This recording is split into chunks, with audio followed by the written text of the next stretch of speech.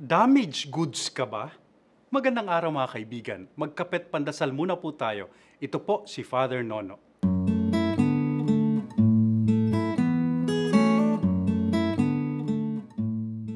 Yan po ang hirit sa akin ng isang kakilala noong imbitahan kong sumali sa isang prayer group. Sabi niya, hindi raw siya karapat-dapat dahil hindi siya yung tipong banal.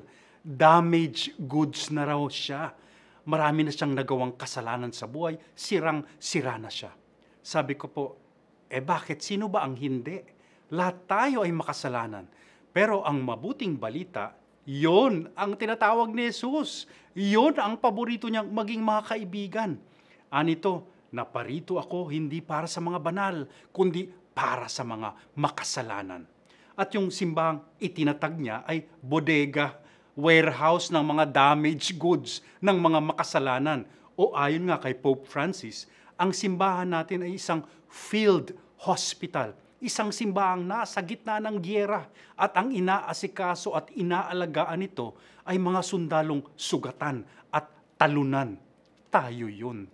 Kaya kung pakiramdam nyo po, damaged goods kayo, welcome to the club. Ang kabalintunaan kasi, yung tinatawag nating kasiraan o damage, yun madalas ang nagiging daluyan ng grasya o pag-ibig ng Diyos. Kwento nga ni San Pablo, meron daw siyang sugat sa tagiliran niya, thorn in the flesh. 3 beses niya raw hiniling sa Diyos na tanggalin ito, subalit ang sagot ng Diyos, ang biyaya ko ay sapat na para sa iyo.